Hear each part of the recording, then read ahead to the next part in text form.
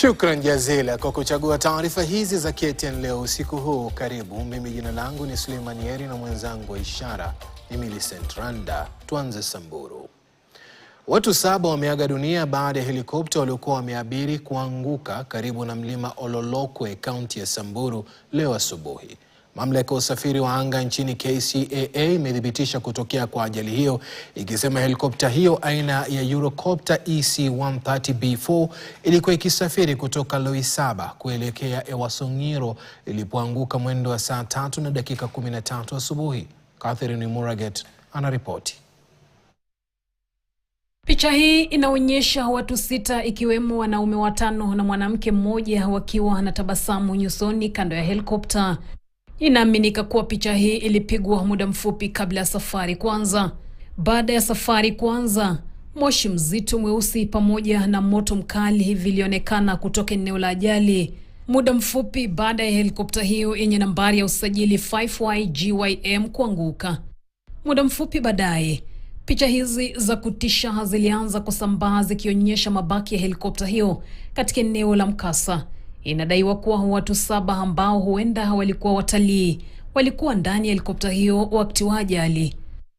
Ajali hiyo ilitokea katika eneo la Kirish karibu na mlima Ololokwe na kusababisha hofu miongoni mwa wakazi wa eneo hilo.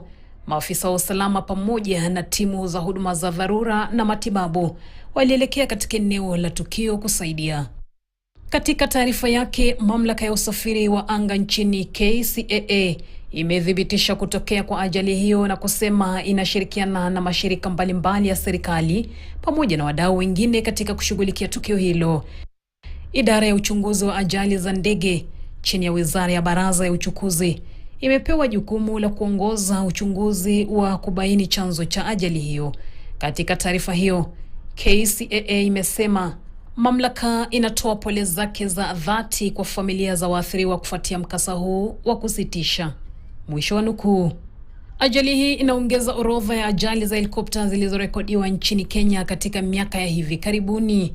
Mwezi Februari mwaka huu, watu 6 akiwemo mbunge wa Emuru Edkir Johana Ngino walifariki dunia baada ya helikopta kuanguka katika kaunti ya Nandi.